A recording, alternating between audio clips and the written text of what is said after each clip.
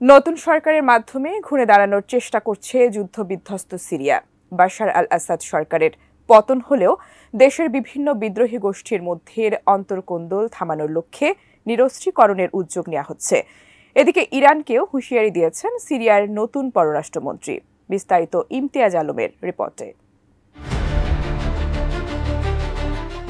সম্ভাবনাময় সিরিয়ার উন্নতি থমকে ছিল বছরের পর বছর ধরে চলা গৃহযুদ্ধের কারণে। হায়াত তাহরির আল শামস বা HTS এর নেতৃত্বে 54 বছরের আসাদ শাসনামলের পতনের পর দেশটিতে গঠিত হয়েছে নতুন সরকার। নিজেদের বিদ্রোহী অতীতকে সরিয়ে রেখে সিরিয়ার কার্যত নেতা আহমেদ আল শারা সরকার গঠনে সমর্থন চাচ্ছেন সব বিদ্রোহী গোষ্ঠীর। এরই অংশ হিসেবে গতকাল মঙ্গলবার গোষ্ঠীগুলোর নেতাদের সঙ্গে একটি চুক্তি করেছেন তিনি।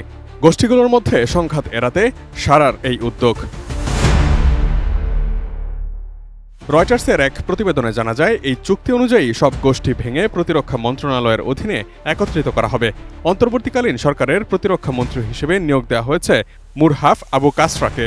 গত সপ্তাহে প্রধানমন্ত্রী মোহাম্মদ আল বশির বলেছিলেন, সাবেক বিদ্রোহী গোষ্ঠী এবং বাশার আল আসাদের সেনাবাহিনী থেকে বিচ্ছিন্ন হওয়া কর্মকর্তাদের নিয়ে মন্ত্রণালয়টিকে পুনর্গঠন করা হবে।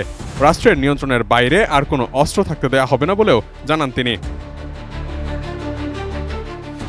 কোয়ালিটি সম্পন্ন আন্তর্জাতিক মানের CMT500W CSRM committed for better still. গত সপ্তাহে হায়াত তাহরির আল শামের সামরিক প্রধান AFP-কে জানিয়েছেন, কুর্দি নিয়ন্ত্রিত এলাকাগুলোকে নতুন নেতৃত্বের অধীনে একীভূত করা হবে এবং সিরিয়াকে বিভক্ত করা হবে না। পশ্চিমা কর্মকর্তাদের সঙ্গে আলাপকালে আহমেদ আল শারা জানান, তার নেতৃত্বাধীন ইসলামী গোষ্ঠী হায়াত তাহরির আল শাম বা HTS তাদের প্রাক্তন শাসন ব্যবস্থার বিরুদ্ধে প্রতিশোধ নেবে না এবং কোনো ধর্মীয় সংখ্যালঘুকেও দমন করবে না।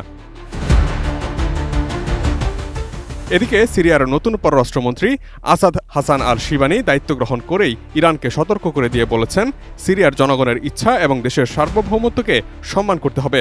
তেহরান যেন কোনোভাবেই সিরিয়ায় বিশৃঙ্খলা না ছড়ায় সে বিষয়ে কড়া সতর্কবার্তাও দেন তিনি। রয়টার্সের এক প্রতিবেদন থেকে এই তথ্য জানা যায়। তবে শিবানি কোন মন্তব্যের প্রসঙ্গে এই সতর্কবার্তা দিয়েছেন তা স্পষ্ট করেননি। এর আগে রোববার ইরানের সর্বোচ্চ ধর্মীয় নেতা আয়াতুল্লাহ আল খামেনি এক টেলিভিশন ভাষণে সিরিয়ার যুবকদের উদ্দেশ্যে বক্তব্য দেন। সেখানে তিনি বলেন, যারা সিরিয়ায় অস্থিতিশীলতার পরিকল্পনা ও বাস্তবায়ন করেছে তাদের বিরুদ্ধে সিরিয়ার তরুণদের দৃঢ় সংকল্প নিয়ে দাঁড়াতে হবে। তিনি আরও বলেন, সিরিয়ার যুবকদের আজ হারানোর কিছু নেই। তাদের স্কুল, ঘরবাড়ি, এমনকি রাস্তাও নিরাপদ নয়। তাই অস্থিতিশীলতার জন্য দায়ীদের বিরুদ্ধে দাঁড়িয়ে তাদের পরাজিত করতে হবে।